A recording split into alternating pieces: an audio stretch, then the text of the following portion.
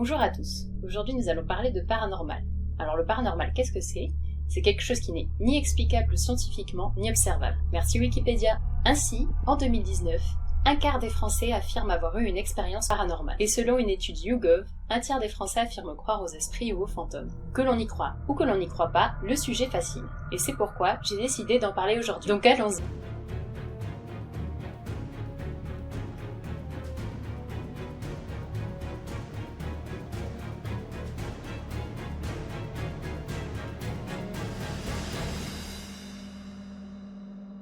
Aujourd'hui, je vais vous raconter 3 histoires que j'ai trouvées sur Reddit. La première histoire est celle d'une personne que nous appellerons Louise. En effet, il n'y avait pas son nom dans le thread, donc j'ai décidé arbitrairement de l'appeler Louise. Une amie de Louise lui avait demandé de garder ses animaux et sa maison, puisqu'elle s'absentait pendant quelques jours pour visiter les parcs naturels aux États-Unis et donc elle devait quitter la ville. Cette dernière vivait au sein d'un quadruplex. Donc Louise garde la maison et par une nuit d'orage, l'électricité s'est coupée vers environ 3h40 du matin. Louise est passée en fait du lit au canapé pour s'installer et elle a contacté son ami Georges pour lui demander si lui aussi de son côté il était concerné par les pannes d'électricité.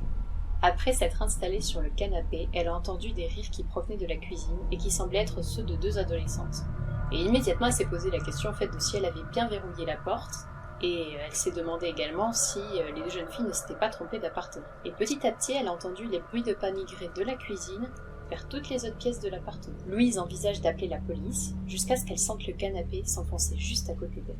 Elle se fiche de terreur, ne sachant pas quoi penser, et d'un coup, elle sent une énorme pression dans le dos, comme si quelqu'un était assis dessus. Donc là, Louise, elle est complètement paniquée, et ça se comprend. Mais au final, elle réussit quand même à s'endormir, je ne sais pas trop comment, et dès le réveil, elle finit par appeler son amie et par lui expliquer son histoire.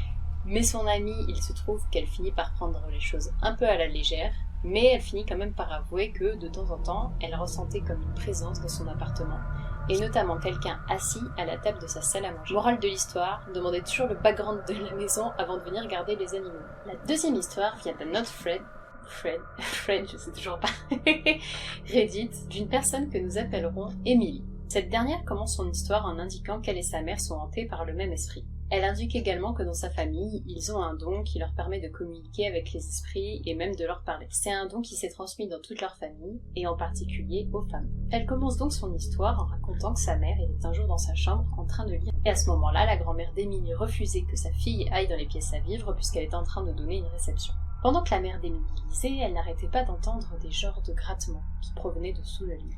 Mais elle a choisi de les ignorer parce qu'elle était complètement absorbée par sa lecture. Déjà, il faut quand même noter qu'elle a du cran parce que moi j'aurais déjà quitté la pièce en courant. Et au bout d'un moment, elle a vu un homme sortir de sous son lit, portant un chapeau haute forme gris. Il était sur le dos, sur le sol, et lui tendait les mains en disant « Terrorisée, elle a crié et elle a couru directement vers sa mère. Cette nuit-là, elle a décidé de dormir chez sa grand-mère parce qu'elle n'était pas rassurée, ce qui peut totalement se comprendre compte tenu de la situation. Jusque-là, tout se passe bien.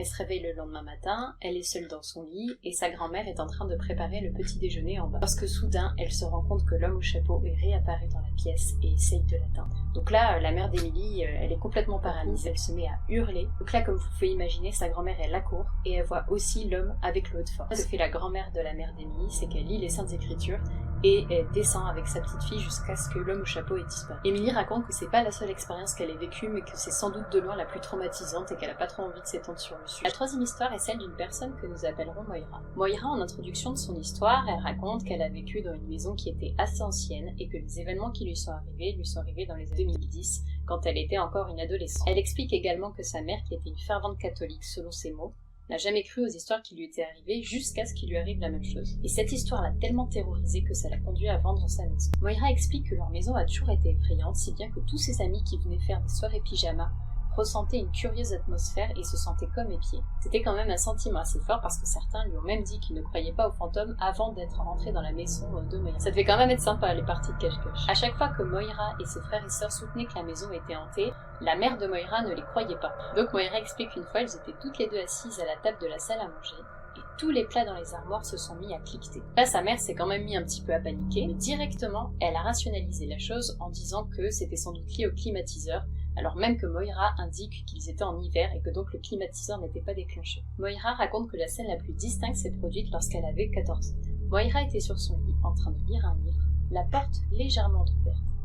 Moira raconte également qu'elle avait l'interdiction de fermer cette porte parce qu'en fait la porte se bloquait et qu'il lui était déjà arrivé de rester coincé dans sa chambre et que son père avait dû intervenir. La règle c'était toujours de laisser la porte entrouverte.